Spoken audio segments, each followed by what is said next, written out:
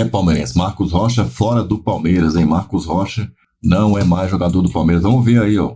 A gente sabia que ele não ia passar desse ano, certo? A gente pensou que ele ia durar até o fim do ano aí, pronto, o contrato não seria renovado e ele certamente ficaria livre para negociar com alguém. Mas isso já aconteceu. Vai embora aí pro sul do Brasil, tá? Vai jogar no Grêmio, como eu já antecipei aqui há alguns vídeos, tá? Alguns dias já trouxe aqui essa informação, agradecendo isso aí também à rede Transamérica, uma das maiores rádios do Brasil. Mas vamos ver a informação sendo trazida aí pela PAN e também pelo Fragoso aí da TNT.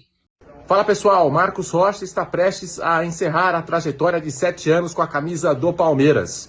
Isso porque o Grêmio encaminhou nas últimas horas a contratação do lateral direito de 37 anos, oferecendo um contrato até o fim de 2026. Lembrando que o Marcos Rocha é um dos jogadores do Palmeiras que tem contrato só até o fim do ano.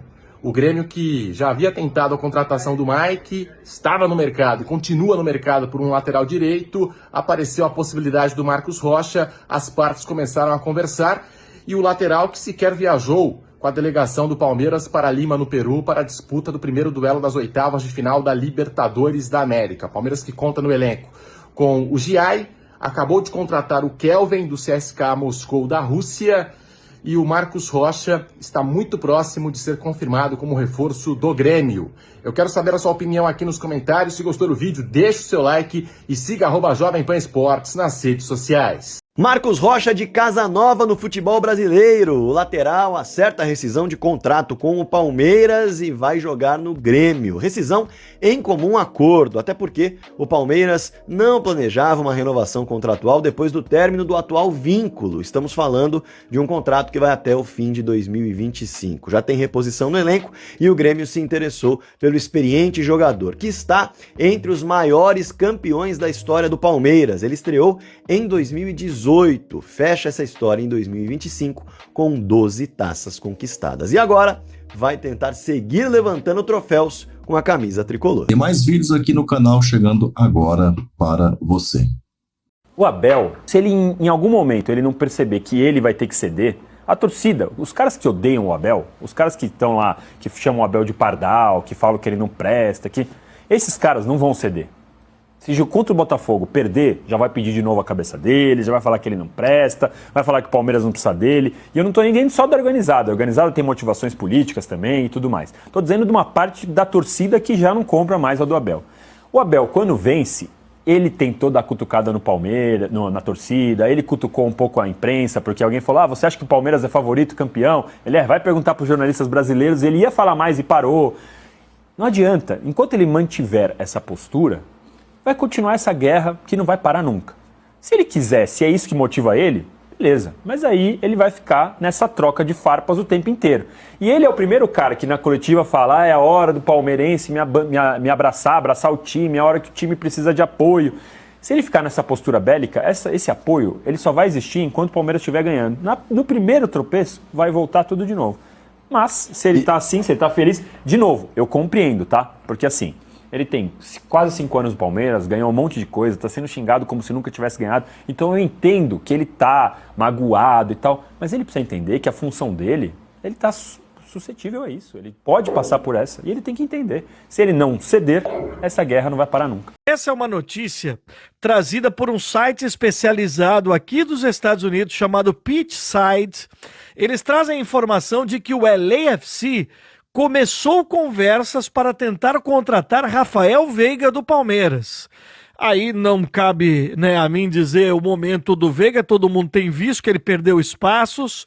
No nosso Gustavo Soler pode depois aprofundar um pouco mais da notícia, mas a informação aqui dos Estados Unidos, eu repito, do site Pitchside, que trata das coisas da MLS, eles dizem que o LAFC está monitorando o jogador, está abrindo conversas para tentar contratar o Rafael Veiga. Aí tem que ver também em relação à carreira, né?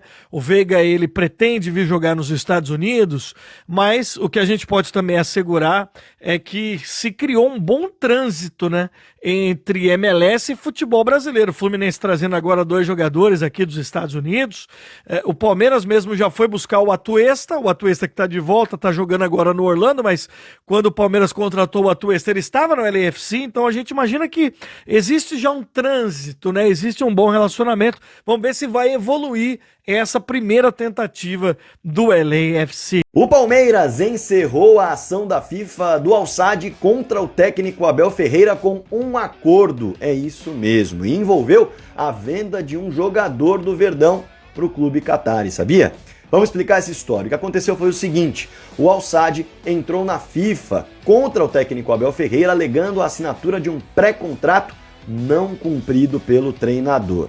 O Palmeiras resolveu a parada da seguinte forma: Giovani foi vendido ao Al-Sadd em 2023 por 50 milhões de reais. Esse valor correspondeu a 50% dos direitos do jogador. E no contrato havia uma cláusula prevendo o pagamento de 10 milhões de reais para o Palmeiras caso Giovani atingisse um número mínimo de jogos pelo Al-Sadd. E com isso, o Al-Sadd teria mais 25% do jogador.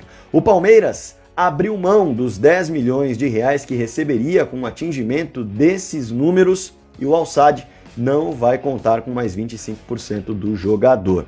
Vale destacar que o Giovani chegou ao Al-Sadd na temporada de 2023-2024 e logo na sua estreia sofreu uma grave lesão no joelho que o tirou da temporada.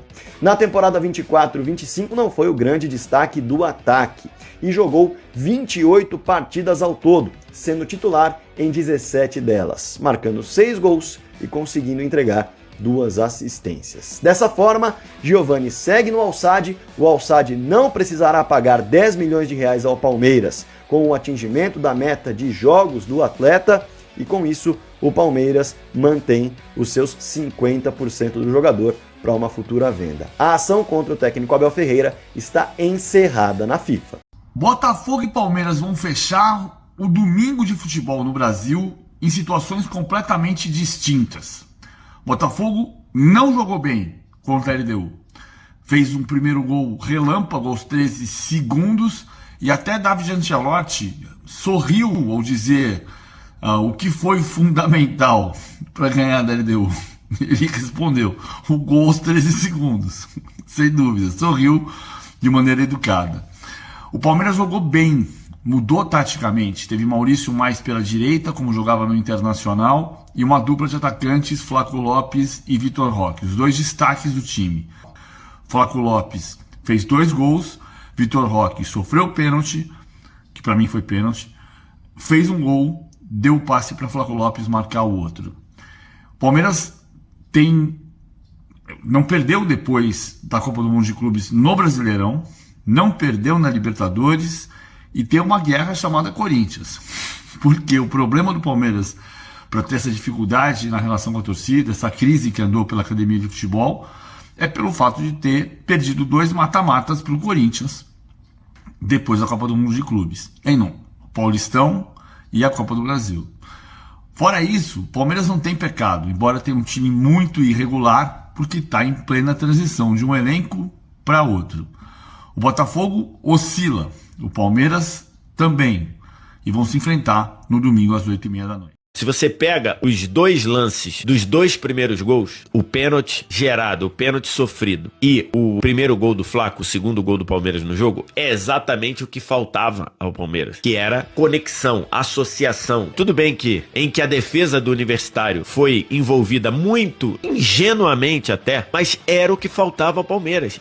Toque curto, um atacante perto do outro, um atacante tabelando com o outro. O primeiro lance é o Vitor Roque recebendo fora, vendo o Flaco se oferecer como um ponto de apoio para a tabela. O Vitor Roque devolveu, recebeu na frente, entrou, foi abalroado pelo zagueiro, pênalti, Gustavo Gomes foi lá e bateu e fez 1-0 Palmeiras. Pouco tempo depois, exatamente a mesma coisa, de novo, só que agora invertido. O Flaco Lopes saindo da área, o Vitor Roque é quem estava sustentando os zagueiros, Flaco Lopes espetou pro Vitor Roque, Vitor Roque devolveu, a bola parecia estar saindo mais curta, houve uma indecisão ali da zaga do Universitário, Flaco Lopes chegou, bateu firme, cortou pro meio para bater firme para fazer o 2-0.